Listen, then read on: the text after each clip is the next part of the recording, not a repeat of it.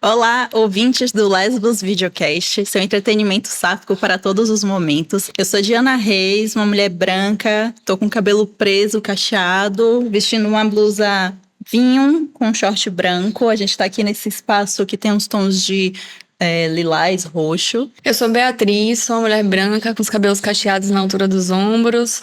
Estou com uma camisa branca, uma calça terracota. E estamos aqui para gravar com a Adriana, nossa convidada de hoje. A Adriana é advogada, vou deixar que ela se apresente. Eu sou Adriana Cardoso, uma mulher de meia idade, fazendo 50 anos esse ano, cabelos grisalhos, branca. Estou vestindo um blazer preto com uma camisa listrada preto e uma calça branca. Antes da gente continuar aqui a nossa conversa, ou melhor, começar a nossa conversa, só dando o aviso, né, de que o Lesbos Videocast, ele recebeu o apoio financeiro da Lei Paulo Gustavo Bahia, então a gente agradece ao incentivo da cultura para a gente estar aqui falando desse tema tão importante que é família e lesbianidade. E aí não tem como a gente falar desse tema sem a gente pensar na nossa conquista de direitos. A gente, né, há muito pouco tempo ainda, a gente conseguiu consolidar esse direito da igualdade do casamento homoafetivo. A gente tem outras questões também que já surgiram aqui em alguns episódios, né? A gente quer aqui hoje falar um pouco dessas questões jurídicas que atravessam essa vivência e nada melhor do que uma advogada para falar pra gente, né, como é que tá essa situação aí pra gente. Sim, é verdade. Ao longo do tempo foram conquistas pequenas, né? Foi cada degrauzinho que a gente foi seguindo, conquistando, se apropriando, tendo esse direito reconhecido, o que ainda, diante de uma sociedade tão patriarcal, tão machista, ainda é difícil. A resistência, eu falo de juízes, inclusive, né? A resistência de reconhecer um direito que está já constitucionalmente, está lá, você já venceu, ainda assim a gente encontra diversas barreiras para ter direitos reconhecidos. Você vê que vira e mexe, sai aí, vão rever novamente a validade do casamento homoafetivo, do reconhecimento de união estável.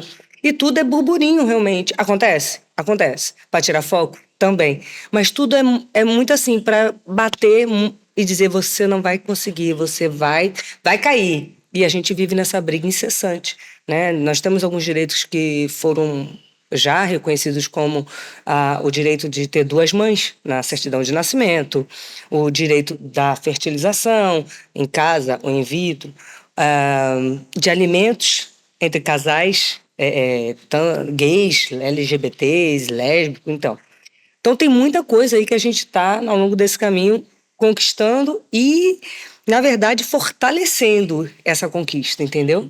Eu tenho algumas curiosidades, assim. A primeira é que, às vezes, as pessoas comentam que é permitido a união estável, mas não é permitido o casamento civil. Não sei se isso realmente ainda está em vigor ou não. Como é que isso foi se desenrolando aí? Não, hoje é reconhecido o casamento civil, graças a Deus. Também, né? Apesar dos dois serem muito similar, né? O que de fato diferencia um casamento civil de uma união estável, seja para que lado for, a intitulação, né? Quem tem união estável não se divorcia, não vira no contexto divorciado. Ele tem lá estado civil, solteiro ou em união estável. E quando vem a dissolução, mantém-se o solteiro. Já o casado vem divorciado, porque os direitos são praticamente os mesmos. Eu não consigo hoje vislumbrar nenhum direito alheio entre... qual é a diferença? Caso ou faço união? Tanto faz. Uma outra curiosidade que eu tenho é em relação aos tipos de fertilização, né? Você tem a fertilização que é feita no hospital, que é a fertilização in vitro e a inseminação artificial. E tem algumas pessoas também que optam por fazer uma inseminação caseira. E aí, minha preocupação em relação a isso é conseguir compreender, por exemplo, dentro de uma inseminação caseira, se, por exemplo, o doador resolve querer questionar direitos em relação à criança. Como é que juridicamente isso se desenvolve, assim, se desenrola? Isso é uma bomba. a bomba nuclear, tá? Porque quando você vai fazer uma coisa que é in vitro, tem toda uma normativa, tem toda uma regulamentação específica, protetiva, é uma coisa. Quando você parte para fazer em casa, muitas pessoas não fazem contrato, muitas pessoas, e ainda que façam, vai ser um contrato discutível, né? E acaba que te traz alguns riscos. Normalmente você não quer interferência do sexo masculino na educação da criança. Você quer realmente que os pais ou as mães, né, sejam aquelas duas pessoas que estão ali para iniciar a sua família, né? E quando você faz caseira, é muito complicado, o risco é muito grande, porque, vamos dizer assim, se o doador resolver intervir e dizer que tem o direito, junto com as obrigações, lógico, mas pesa um pouco mais. Quando você faz in vitro, não, tem toda uma estrutura de escolha de sêmen, não escolha de pessoa, que é diferente quando você faz caseira, que é uma escolha de pessoa, né? Sim. Então, assim, é muito complicado nesse sentido. O ideal é o in vitro, né? Mas tem gente que o in vitro é muito caro. Às vezes você tem várias tentativas, então você paga por tentativa e isso acaba pesando. Muitas pessoas não conseguem e tentam realmente a caseira. Mas cuidado com as escolhas dos parceiros. Tem que pegar uma pessoa que não queira nada com criança. Às vezes as pessoas não entendem essa diferenciação, né? Parece que é tudo inseminação, mas é interessante que, assim, o processo para uma clínica ou um hospital envolve uma pessoa jurídica, né? Então, ali são outros tipos de negociação de direitos, né? E quando você vai ali com a pessoa, né, que está ali doando, você já tem uma relação interpessoal, aí você entra em outra instância que é direitos personalíssimos, né? Essas questões. Exatamente. Porque quando você vai numa clínica, o que você escolhe são características do sêmen. Não é da pessoa, não é? É de uma pessoa, mas entendam, né? O que eu tô falando. Lá é como se não tivesse uma personalidade jurídica. Ou uma personalidade física, certo? E sim, apenas Um doador, né? um doador. Um doador genético, né? Uma doação de um material genético. Material genético. Ponto, fim. Quando você leva para casa, você está lidando com a pessoa, né, com um direito que é inerente a ele. Se ele quiser ter reconhecimento, me apaixonei, tô ali, pessoas próximas, você vê que quando você faz o in vitro, você não tem dados, você não tem telefone, você não tem contato, não é passado. Justamente para proteger e a individualidade do indivíduo, a privacidade deles, tanto das partes que estão adquirindo, como quem doou, que assina um termo quando vai doar. Sim. Entendeu? Então, assim, as garantias, elas são muito mais fortes, né? O risco é bem menor do que quando você faz caseira. Uhum. Entendeu? E também garante o processo já ser, digamos assim, mais impessoal, né, através de uma clínica, também já garante outros direitos, né? Eu fiquei bem impressionada no outro episódio que a gente gravou aqui com a Carol, que eu achava que ainda seria uma coisa difícil você conseguir registrar a criança com o nome das duas mães. E aí ela falou que não, que como ela já tinha feito o processo através da clínica e dentro do próprio hospital tinha um cartório, e a criança já nasceu com o nome das... Sabe, tem já um modus operandi ali dentro do processo que facilitou. Não sei se é sempre assim, né? Também entender um pouco de como é que fica essa situação nesses diferentes casos, assim. Isso hoje, na atualidade, as coisas estão mais fáceis, né? Vamos dizer assim que hoje, se a gente for num cartório, você consegue fazer por lá. Você, de repente, não precisa entrar com o processo. Antes, não. Antes existia um bloqueio. Quando eu falo bloqueio, realmente as pessoas... Então, no hospital, já nesse procedimento, por já ter reconhecido, legalmente falando, o direito das mães de reconhecer e ter duas mães na certidão, fica fácil. Tá realmente mais fácil, e eles têm justamente para ajudar. Vamos lá, vou falar então um caso pessoal meu. Eu fiz inseminação caseira, como eu conversei com vocês mais cedo. Dentro da pessoa que eu escolhi uma pessoa próxima, eu fiz as minhas reservas, né? Mas fizemos, deu certo. Eu não consegui registrar a minha filha. A minha filha, ela foi registrada por mim. Minha filha tem 22 anos. Então, se passaram 18 anos para começar o judiciário entender, respeitar, vinha esses direitos, Aí eu entrei com um processo de reconhecimento de maternidade afetiva para constar na certidão. Saiu em 2022 a certidão dela de fato. Aí você vê como o que eu falei inicialmente, os entraves que a gente encontra na justiça brasileira. Porque ainda que você tenha um direito legal, você muitas vezes bate na trave. E aí eu não entrei com a ação de alimentos após a separação e eu não consegui, de fato, os alimentos iniciais. Porque quando você entra com alimento de qualquer criança, de uma família tradicional, é imediato, é liminar. Liminarmente não tem discussão. Já no meu caso não foi. Então, a certidão que demorou de sair foi a certidão da dupla maternidade. Você conseguiu registrar, mas a sua parceira não conseguiu registrar. Isso. Sua parceira naquele momento. Uma curiosidade que eu tinha também era em relação a isso, assim. Como que ocorre essa questão do alimento, né? Que você acabou sanando, que você tem que ouvir a outra parte. Hoje, quando a gente consegue fazer já enfim, colocar duas mães na certidão, no momento da separação, caso ocorra, já entra com o processo de alimentar e é mais fácil? Como é que acontece? Não, saiu a certidão de alimentos e veio a separação e eu entrei com o processo de alimentos. Já estava constando na certidão, já estava homologado o processo, a sentença transitou em julgado. E quando eu entrei, a magistrada, ao invés de liminarmente, porque quando se trata de menor, é uma obrigação, tá na lei, não tem discussão, não tem ouvir.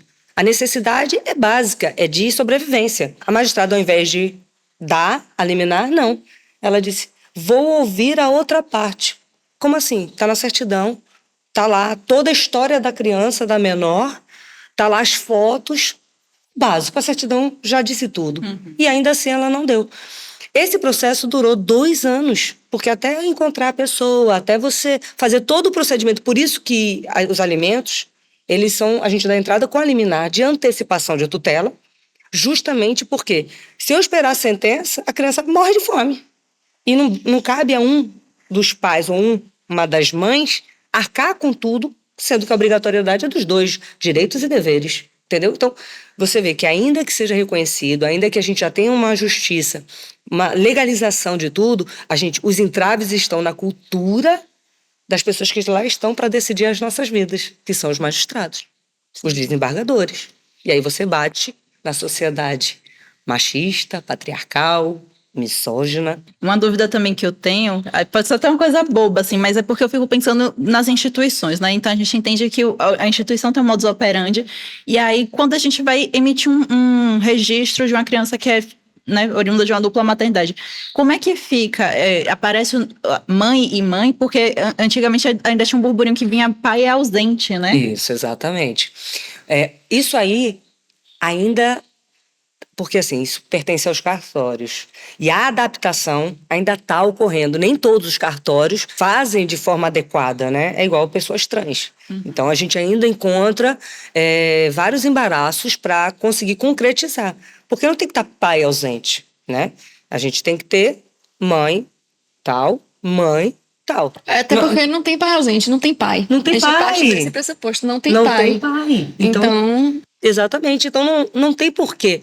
É constrangedor para uma pessoa apresentar sua certidão de nascimento tendo lá pai ausente. Que pai? Onde está o pai? Não tem pai. Já para criar aquelas coisas que a gente falou assim, de como que as instituições elas criam constrangimentos dentro dos nossos direitos aqui adquiridos, né? E tem uma outra coisa também que eu queria perguntar, porque assim, na época que saiu a legislação né, igualando o casamento homoafetivo, muita gente falou assim, mas para que eu vou fazer o casamento se é mais uma instituição, a gente não precisa dessa validação.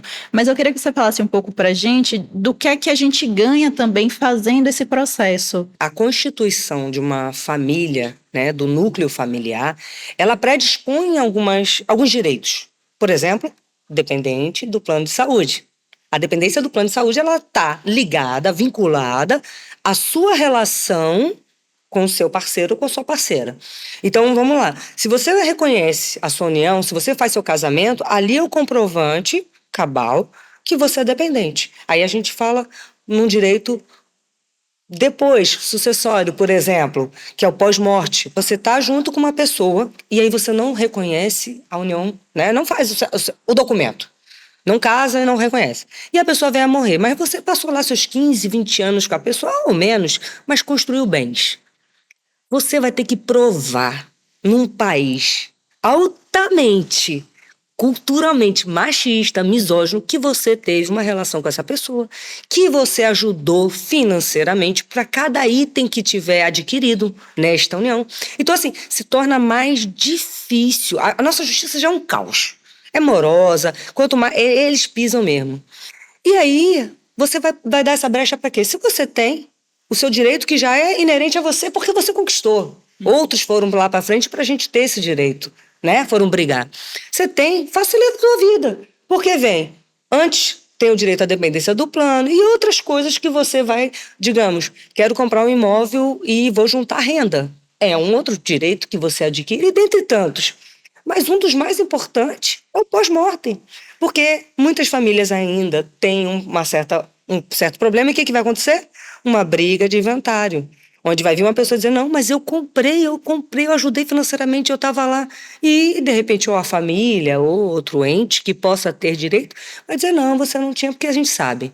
Onde entra dinheiro é um problema. Então, deixa tudo certinho, porque se você conquistou, usufrui dele. Total, assim, a gente precisa também gozar dos direitos que a gente adquire, né? Então, por exemplo, até situações de saúde mesmo, né? Que às vezes você precisa de um representante familiar. Eu sempre pensava nisso, falava, gente, imagine, tipo, minha namorada, minha companheira não poder estar comigo num momento delicado de saúde porque não é reconhecido como um vínculo familiar, né? Na minha relação atual, a família, no início dela, foi um pouco complicada. E aí eu ficava muito nesse temor, tipo, se acontecer alguma coisa, meu Deus, e aí, o que eu vou fazer? Se a galera dizer assim, não, você não é ninguém, você não é nada, não... Aí eu ficava um pouco nesse receio, assim, nesse temor, e ficava procurando, né, essas questões legislativas para compreender os direitos, né? Enfim. Vocês tocaram num ponto muito que acontece corriqueiramente, certo? A pessoa mais próxima a você não é que sua família, é sua primeira família. Mas quando a gente casa, que a gente constrói a nossa vida, a gente está construindo a nossa família, porque ali é a família dos nossos pais. Então, a pessoa está mais próxima a você, ela sabe o que você quer, quais são os seus desejos. Eu quero ser cremado, eu não quero, eu quero... Várias coisas. E aí você pode ser impedido de tomar uma decisão importante. Ou você pode ser impedido de ter acesso à pessoa, de ficar lá ao lado da pessoa. Porque não importa o motivo, né? Porque a gente sabe que pode vir um familiar e querer falar e dizer, eu já presenciei, já vivenciei isso aí várias vezes com clientes que não permitiram o acesso. E aí você vai para a justiça? Tá, e se a pessoa morrer? Sim. Então você perdeu ali momentos muito importantes com essa pessoa. Então, é um direito, quando você está com a sua certidão lá, ou de união estável, ou de casamento, é um direito que assiste. O médico não vai perguntar à sua família. Qualquer decisão, a autorização tem que ser sua quando você é casado, de fato, quando eu falo de fato de documento, de fato de direito, ou tendo sua união estável reconhecida, entendeu?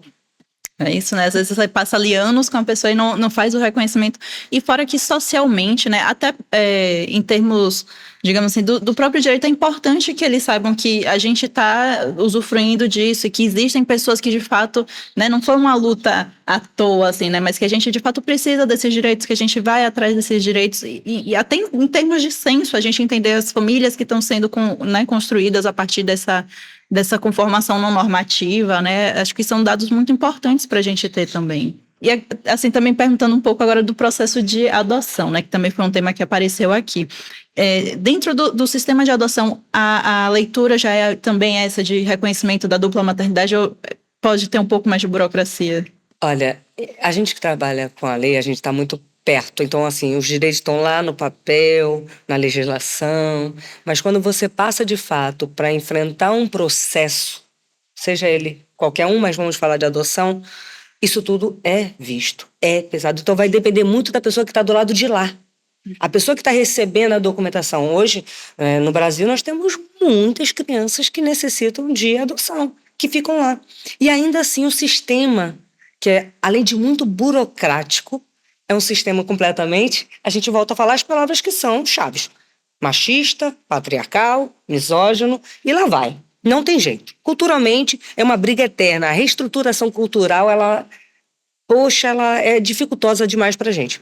Então, assim, eu acredito muito que exista empecilhos gerados por pessoas que se acham melhores do que outras, certo? E que impedem que uma coisa tão simples e tão necessária, a quantidade de crianças que necessitam, que estão ali, disponíveis, querendo uma família, é surreal. Então, por que não promover isso de uma forma mais rápida? Por que a sua opinião só interessa a você? Por que sabe, o que importa o que você pensa? Se você está nesse lugar, você está num lugar social. E se você está num lugar social, você tem que pensar em sociedade. E respeitar aquilo que já está delimitado, já está falado. Eu acho que uma coisa interessante também nesse sentido é a gente avaliar quem são as pessoas que ocupam esses cargos, né? Quando a gente fala, por exemplo, de magistratura, a gente sabe que existe todo um caminho para se chegar até ali, que normalmente é ocupado por pessoas que vêm de situações de muito privilégio, né? E aí essas pessoas acabam não tendo, talvez, porque não querem, porque não precisam, porque não é de interesse delas, uma leitura de mundo mais abrangente, mais humana, mais, sabe? E acabam realmente colocando esses empecilhos, né? Tudo vai da leitura da pessoa que está por trás daquela legislação e que vai receber aquele processo para poder julgar. Exatamente. Então, e tem um peso muito grande o que ela traz com ela. Sim. Qual é a cultura, qual foi a sociedade, a cultura que ela vivenciou e que ela está ali para externar? Eu acredito muito que, falando de políticas públicas, deveria ser, para quem representa o Estado, obrigatório uma pessoa passar por cursos, cursos educativos mesmo, de atualidade, de como falar, o que é o respeito, onde começa, onde termina, até onde eu posso ir, entende? Isso deveria estar... A gente não faz isso na carteira de direção, de habilitação? Sim. A gente tem lá, a cada X anos você tem que fazer o curso novamente. A minha carteira é D. E aí eu tenho que fazer um curso, tanto toxicológico quanto médico, e quanto o outro lá. Então, por que não fazer isso com poder? Porque aquela pessoa que está ali, ela está ali representando o Estado. Um Estado que deve proteger a sua sociedade, que deve trazer um equilíbrio. E aí, quando existe uma fragilidade no atendimento desse Estado, o que ocorre, assim, de forma corriqueira, sabe, absurda, porque o que a gente tem de reclamação é assim. Então, se você não consegue fazer com esse representante impunha o nosso direito, respeite, imagine o resto da sociedade. A gente entende que os direitos estão ali consolidados, a gente tem a legislação, mas a gente tem as pessoas que vão aplicar. E aí a gente acaba tendo alguns desses entendimentos, talvez borrados, né, por conta da jurisprudência, por conta, né, das interpretações que são feitas a partir disso. Aí eu queria que você falasse um pouco assim, de como é que a gente tem enfrentado isso. Isso é verdade, porque vem lá a normativa, né? E aí várias decisões que são baseadas em interpretações feitas por pessoas que já estão inerentes àquela sociedade encruada e acabam que tomam decisões que não estão adequadas e não estão, assim, equiparadas à nossa legislação. E isso traz algumas jurisprudências que podem vir a se formar. Então, assim, a gente encontra problema? Encontro. Graças a Deus, a gente tem uma turma, pelo menos eu nunca peguei um problema maior, tipo, primeiro grau, uma decisão ruim. Quando você vai para o segundo grau, você consegue um respeito à legislação, um respeito maior. Então, a gente tem que tomar cuidado, sim, com essas decisões, porque elas formam... O Brasil, ele não é só lei. Não é só lei que está ali, pá, não. O Brasil, você analisa a lei, a jurisprudência, as decisões recorrentes, e tudo isso vão fazer uma formação de uma fundamentação de uma sentença, que pode ser prejudicial. E a nossa maior briga é exatamente essa, combater essas decisões. Os juízes estão ali para aplicar as leis de acordo com a interpretação da situação. Então, cada situação ela é viva, ela traz umas características, requisitos diferentes. Mas vocês têm que pensar que quem é que faz as leis? São os deputados, são os vereadores. Então, assim, a importância de pessoas que te representem, que saibam o que estão fazendo, porque hoje em dia o voto está sendo descartável. É o voto bobo da corte, é o voto da revolta, achando que isso não vai impactar, porque eu sou tenho uma rentabilidade maior, isso não vai me atingir. Vamos lá, o que Acontece comigo, pode acontecer com você. Então, a importância do voto, da conscientização, do voto de bloco, né? Aquele voto de que você olha e fala, eu vou votar por isso. O que a gente não tem mais, né? O pessoal vota por dinheiro, por troca de voto, mas por ideologia, como era antigamente, aquele fervor. Não, eu vou ali, eu vou lutar, porque eu acredito nisso. Eu acredito na mudança. A gente vive numa sociedade que não tem um reflexo da sociedade antiga, que ia para a rua como as mulheres para conquistar. Botava o peito para fora para ganhar o voto, né? Para conseguir a conquista do voto e outras. Então, assim, a gente precisa começar a ter consciência, porque o reflexo disso hoje, a gente vive um pouco do reflexo do que conquistaram lá atrás. E o futuro? Como é que vai ser? Pois é, e é bem perigoso porque a gente tem visto, né, pequenas reformulações ali da forma como a gente vota, né, o voto de legenda, né, você tem que estar muito alinhado, não é só o seu candidato, né, o que aquele partido está representando, né, quais são as pautas, como é que ele... E estudar esse histórico, entender em quem você está votando para você não acabar dando um tiro no próprio pé, né? Exatamente. Aí a dica deste momento aqui é voto consciente. Pesquisem sobre as pessoas que vocês pretendem votar, né? Não façam isso de modo corriqueiro, nem de modo irresponsável, porque isso tem reflexo para todos na sociedade, né? Eu tenho uma outra dúvida sobre dupla maternidade. A questão da licença maternidade. Então é possível que as duas mães, mesmo que uma não amamente, consigam a licença maternidade? Como é que isso funciona? Entende-se que a mãe, a que gerou, é que tem o direito à licença. Porque o que é a licença, na verdade? A licença é um momento de amamentação da base da criança. Então, por isso a licença ela é extensiva, né? Por que o pai tem um menor? Porque o dele vai ser só de ajudar naqueles primeiros dias e acaba que não tem, de fato, uma coisa já assim, não. Se são duas mães, os dois vão ter. Porque a própria legislação já traz que o pai tem direito a X dia e a mãe direito a X meses. Entendeu? Então, isso ainda tem que vir reformulando, porque a necessidade é diferenciada. Agora, você acha que quando são, por exemplo, as duas amamentando, né? Porque acontece também das duas amamentarem. Às vezes, a mãe que não gestou faz a estimulação para poder fazer a amamentação. Legalmente, isso se torna mais fácil de se ter uma licença estendida para as duas? Aí entra as interpretações, né, legislativas. Eu, Adriana, lutaria sim, para que as duas tivessem esses momentos, porque se tratam de duas mães. Então, assim, eu gerei e pari. Estou lá amamentando. Minha esposa também está amamentando. Então, ela tem o mesmo direito, o contato, porque é um contato único, um contato pontual, o de amamentar. Não ele não vai acontecer duas vezes. Então, assim, na minha opinião, a gente deve sim estar lutando para que esse direito ele realmente se sedimente. Se isso vire uma coisa de praxe. Se não, está garantido que eu também tenho direito à licença maternidade, as duas. Eu tenho visto que existe um movimento até em relações heteronormativas dos homens quererem uma licença maternidade estendida, porque, enfim, acreditam que não é só sobre a questão da amamentação, mas sobre um suporte mesmo emocional que é necessário ser estendido para a parceira. Eu acho que a gente, né, enfim, pode caminhar nesse sentido também na mesma interpretação para a dupla maternidade, ainda que não amamente, é um momento muito delicado de muito trabalho e que o outro também precisa de um apoio, de um suporte. Aí você vê como a cultura impacta, a sociedade Sim. impacta. Porque antigamente as mulheres ficavam em casa, os homens iam trabalhar. Então, ele não pode deixar de trabalhar e parar o sustento. Não é necessidade de um homem educar. Quem educa é a mulher.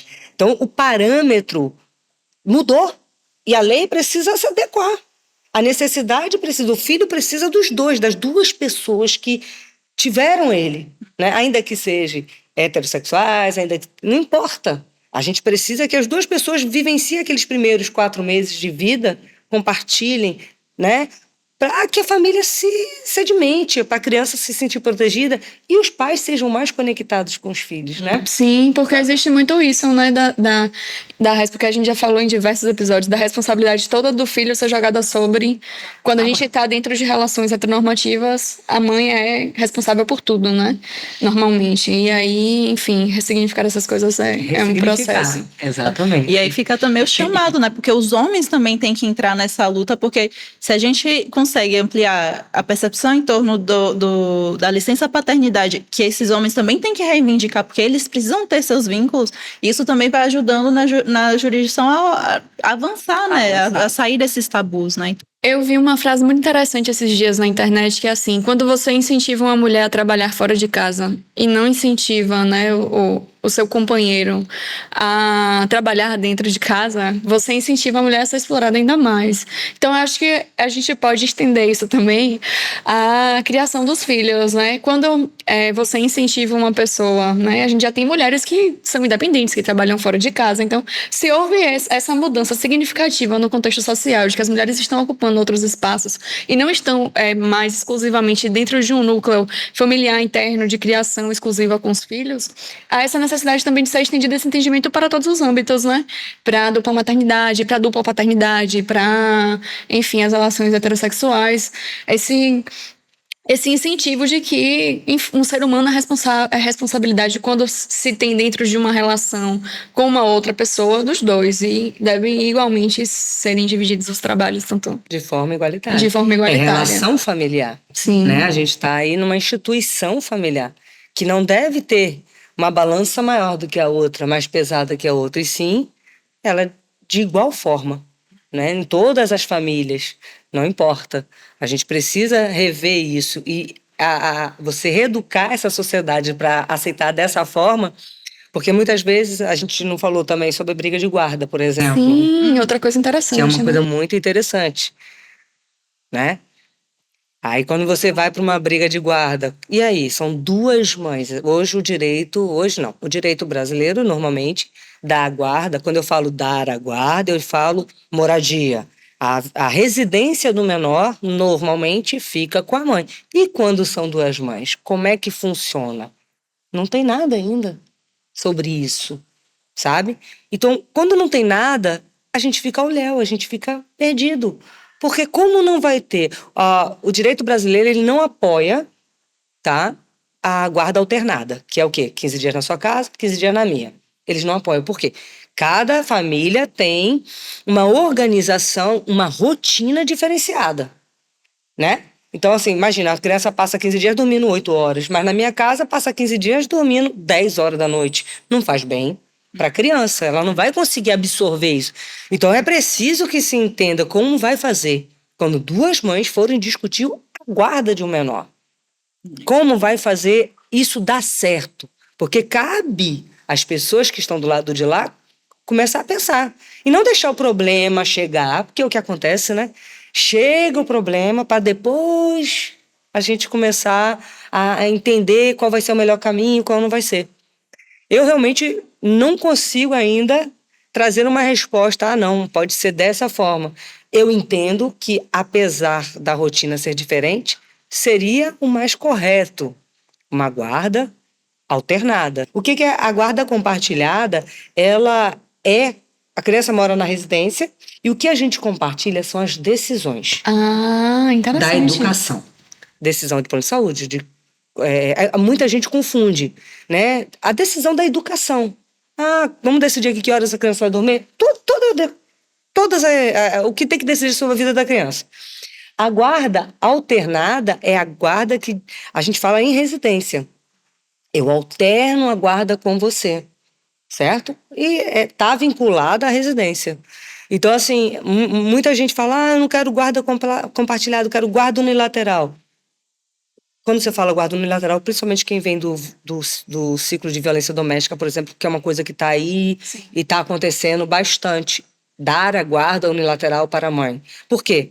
A guarda, não é que o pai não vai ter direito de visita, mas as decisões, como é que, se você me agrediu, como é que eu vou discutir as decisões da educação da criança? Uhum. Não tem condições. E só veio acontecer isso agora. E quantos pais utilizaram isso para prender, para ser mais uma ferramenta de violência. Exatamente. Total. Entendeu? É uma coisa muito comum, eu acho. Assim, em relações heteronormativas, eu já vivi, já vi isso, assim, mais de perto, da utilização dos filhos como uma ferramenta de violência contra as mulheres. A gente tem uma legislação que é a alienação parental, mas que é pouquíssimo usada. Ela é usada como uma ferramenta de violência contra a mulher. É isso que eu ia falar. Eu vejo ela sendo aplicada contra as mulheres. Contra os homens é muito difícil. E também, assim, já que a gente tocou no tópico da violência, né? Óbvio, assim, a gente quer sempre pensar positivamente nas relações, mas a gente sabe também que tem problemas nas relações entre mulheres, né? O que é que a gente tem hoje em termos de proteção? Porque a gente sabe, por exemplo, que já tem aplicações diferentes, por exemplo, para Maria da Penha, né? Seria aplicável em casos entre mulheres também? Sim, isso é importantíssimo. Você vê que uma coisa vai puxando a outra, né? Isso é importantíssimo. A Lei Maria da Penha, ela protege a mulher, não importa o contexto da relação. Então, pode ser de mulher para mulher, de homem para mulher, de filha para mulher, de sobrinho para mulher. O que é importante na Lei Maria da Penha, que vincule, que diga que é violência doméstica, é o vínculo afetivo. É isso que faz o ser diferente. Por exemplo, vizinhos têm afetivo? Não. Está dentro do contexto. Padrasto. Está incluso porque ele está num contexto de afetividade. Então, tudo que estiver dentro desse contexto, sim. Eu já tive casos de mulheres de ir para a delegacia com uma mulher, representar uma mulher que foi agredida, violentada por uma outra mulher. Então, é uma coisa também, infelizmente, que também ocorre bastante. Porque, querendo ou não, nós fomos criadas dentro de contextos machistas. Então, por mais que a gente trabalhe, seja um trabalho, um retrabalho cotidiano, se desfazer disso, também, muitas vezes, né, agimos também de um modo machista. Eu já tive, gente, ainda mais quando eu era adolescente, já tive muita leitura machista, enfim, que era o que eu tinha, né, de suporte, que foi o que me foi apresentado e que eu saía, né, proliferando aí, e compreender isso e me desfazer disso foi um trabalho, eu acho que... E ainda é, né? Ainda A é. gente trabalha isso todos os dias. Todos os dias. Porque a gente vem de um contexto machista. Sim. E aí a gente volta para aquele ponto. E o lado de lá, quando recebe duas mulheres, como enxerga? Exato. Né? A delegacia. Como ela trata esse caso? A gente já teve muitos problemas com isso. De chegar lá, não teve violência, não. Porque sabe que são lésbicas. Entendeu? Então, isso reflete, isso bate. Sim. É como se não tivesse também uma hierarquia de poder, sendo que a gente sabe que não é só entre gênero, né, que a gente está falando ali do poder para exercer uma violência, né? Inclusive, teve o reconhecimento também da Maria da Penha para mulheres trans, né, que também é uma coisa super importante. Exato. É mulher. Reconheceu como mulher, se viu como mulher, se enxergou como mulher, você está dentro da lei. Na proteção, eu briguei com uma delegada por causa disso. Fui lá, por causa de uma relação de lésbica, levei para lá e simplesmente ela disse que não cabia, que não havia violência, porque a paridade de força é a mesma, porque eu fiz, a senhora, me desculpe, com todo o respeito que eu lhe tenho, volte a estudar a lei. Me desculpe. Entendeu? Isso a gente acaba que os advogados se expõem de uma forma absurda, porque eles, o lado de lá sempre se acha mais. E nós não temos hierarquia. Eu não tenho hierarquia com juiz, eu não tenho hierarquia com delegado, não tem hierarquia. Eu posso entrar e sair, a porta fechada, eu tenho o direito como advogada. Ponto. Então eu disse a ela, eu falei, volte a estudar, minha querida, porque alguma coisa, querida não, né? Na hora eu falei, volte a estudar, excelência, a senhora me perdoe. Mas neste caso aqui, a senhora quer o quê? Que ela venha toda roxa? Porque se não vier roxa, não está configurado? E as demais violências? A senhora quer que eu te fale quais são das leis? Né? Porque é muito fácil, a física ela é perceptível. Mas as demais, não é. Então tem um contexto. Total. E a gente enfrenta, mais uma vez, a gente enfrenta esse tipo de problema pelas pessoas que representam o Estado, que deveriam te acalentar.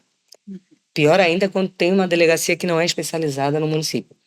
Bahia tem 417 municípios e 22 delegacias especializadas. E aí você vai numa delegacia e você é atendido por quem? Mas em sua grande maioria por um grupo de homens que já te olham tortos, que já te... Sabe? É só vergonha. Você já chega lá desprotegida com vergonha, né? Então, quando você é lésbica, piorou a situação. Entendeu? Infelizmente, mesmo dentro da DEAN, às vezes a gente ainda encontra situações em que a gente vai se esbarrar com a reprodução de machismo e situações. Infelizmente, assim, pelo menos de experiências que eu já tive, não é só o espaço especializado que garante a nossa integridade, né, moral, né? E eu digo uma coisa que eu acho que é importante a gente falar aqui. O não se cale. Se você sofreu qualquer tipo de preconceito, qualquer coisa, você tem que denunciar. Todo órgão tem uma ouvidoria. Todo órgão tem um local onde você possa reportar aquele representante do Estado. Então, é importante que a sociedade não se cale.